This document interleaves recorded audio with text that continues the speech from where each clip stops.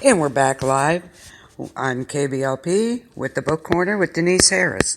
Now, last I left you, we were talking about the Aes Sedai and how they gentle the male channelers and how they still the female channelers because they don't like what they're doing or that's a punishment. So we're going to go on to the Forsaken. The Forsaken are 13 of the most powerful channelers that went over to the dark side.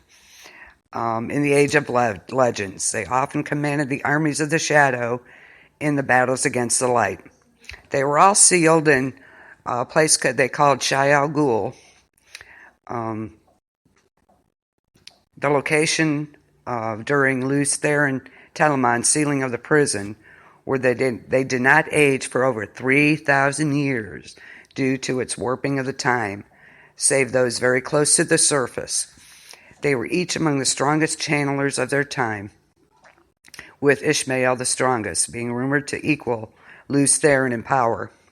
Lews Therin was also known as Kinslayer because he killed his family and friends before killing himself due to the madness. They also retained extensive knowledge of technology and weaves, and so they are formidable creatures, viewing most modern Aes Sedai as laughably weak.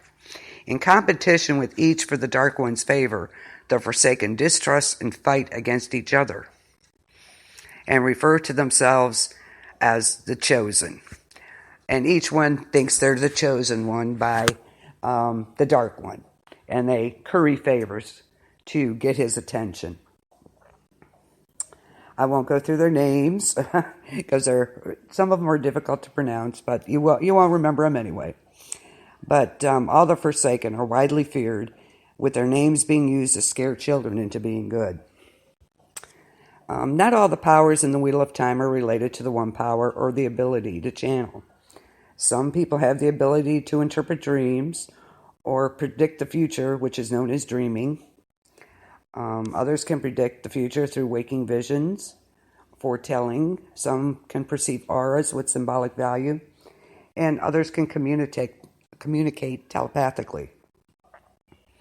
Now, there's a parallel world as Tel'aran'rhiod, or the world of dreams, and it is accessible. It's sort of like astral projection into another realm, and it's a forbidden and dangerous practice. While others can visit the world in their sleep, they call it dream walking. It kind of reminds me of the Indians, how they could do that, talk with their ancestors. So it's called dream walking. It can be used to access knowledge about the state of the world, but it can be manipulated by the will of those present there. Time, matter, and space have little meaning, and it allows visitors to dream themselves to any location and take on any form. But actions occurring within the world of dreams can have effect on their real-world counterparts, including the injury of death of dreamwalkers. The strength depends mostly on the person's strength of will and imagination. Wolves and other wild animals have an innate ability to access the dream world, and their souls live on there after death. An animal's death in the dream world is final. Certain human souls, those known as heroes of the Horn, dwell between rebirths. That's where they dwell in the dream world.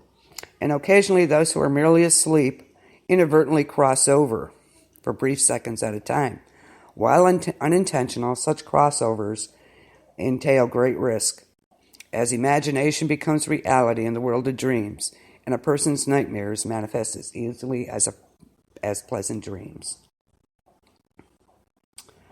So, I'm going to go back and we're going to talk a little bit